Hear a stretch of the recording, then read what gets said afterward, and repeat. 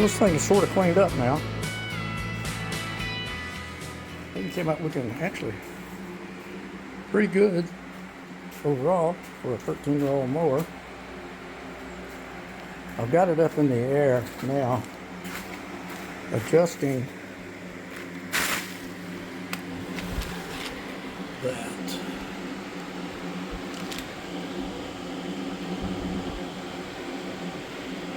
That's the adjustment right there. So I tried it a little earlier and I could push the clutch in and the clutch would work, but the brake would not come on. And I'm just about at the end of that travel for it. So we're going to drop it down and see if that works. The new battery just came in. It's in the box charging. Looks like it just topped off now. So the seat is the roughest part of this whole mower. It had a bunch of tape and stuff on it. I peeled all that off and cleaned all the gooey off with some goof off. So I've got a cover ordered for it. I'd rather put a new seat on it, but I'm not going to spend $100 on a new seat for a $50 mower. It would actually be worth more than that. But I've got about $125 worth in it now.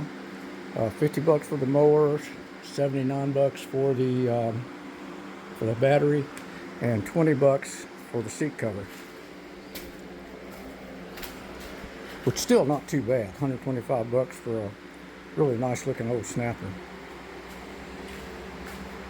So we're going to put the battery in it and see if it'll run. Okay, battery's in it. I think I figured out what this cord was for.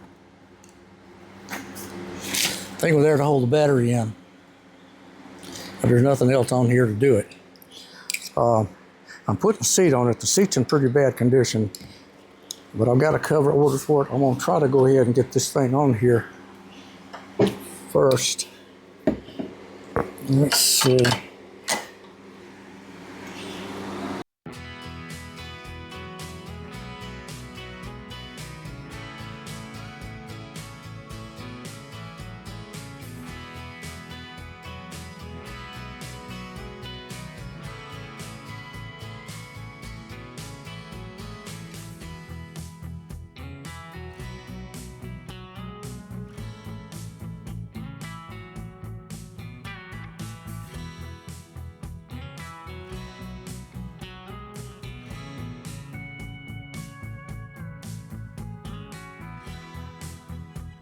I'll be happy.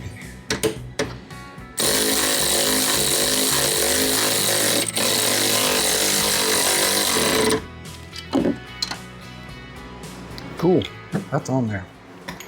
Okay, now this is the switch that went on the seat. It is disconnected. Let me pull these two pins out of it so that doesn't short out anywhere. I don't think the brake is working. I tightened that thing up as tight as it would go without having to add additional length onto the exterior cable, but I don't think, no, we got no brakes.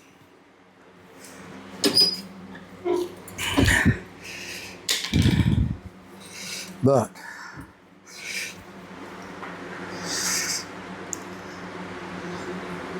okay, let's give this a shot. Put that in neutral.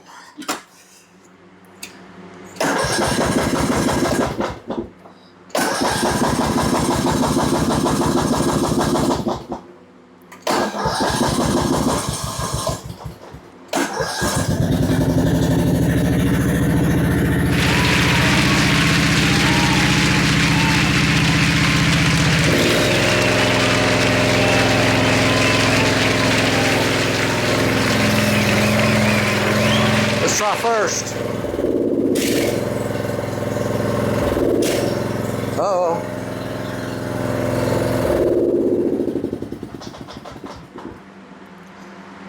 Something else has to happen because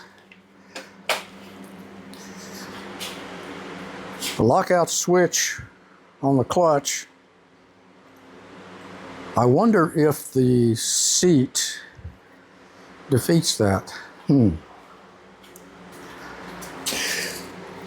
Just for grins, let's short that.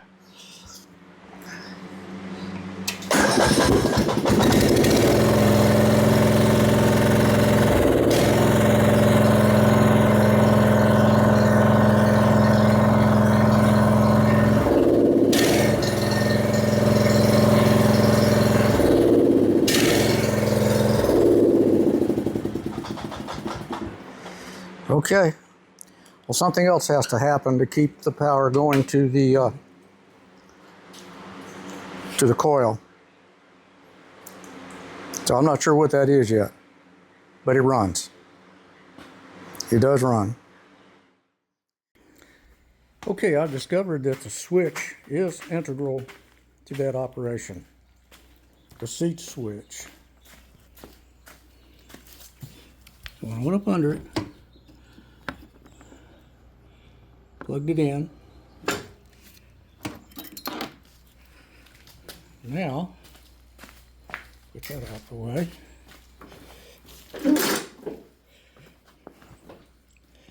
Push that in.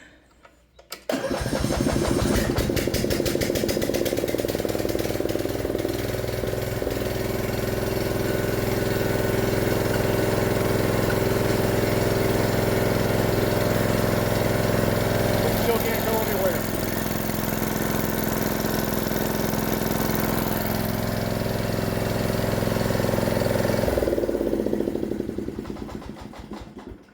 At least the ignition part's figured out.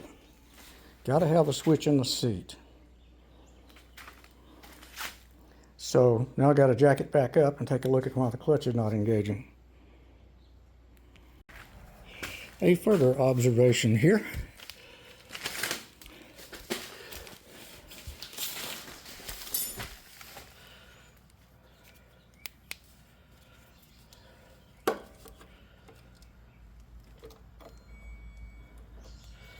This friction wheel here, the rubber is just spinning on the wheel. I don't think it's supposed to. It's not contacting that disc up there. Let's see if I can get this light somewhere. See, the rubber just spinning on that, and this will spin also, and none of it touching the disc up here. Looks like I need a new friction disc, or clutch disc, or whatever the heck this thing's called.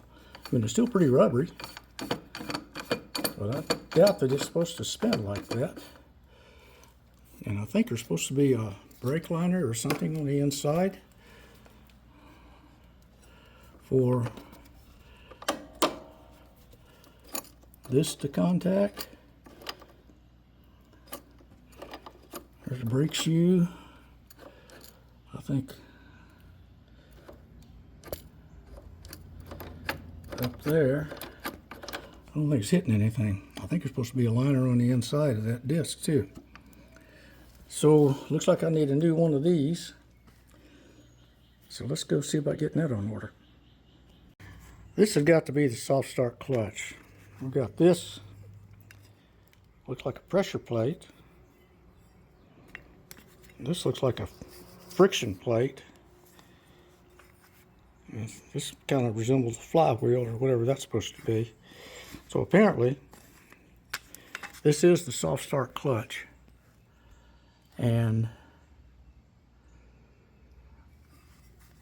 I don't know why that thing is supposed to spin like that. There's got to be a spring of some sort that pushes that thing in to engage the clutch. I'm going to have to go look at some of Jim Jackson's stuff again and learn how this thing works. But this right here is not reaching the drive disc on the mower. on the motor. So this thing right here may be totally worn out as it is. Although that surface actually is pretty good.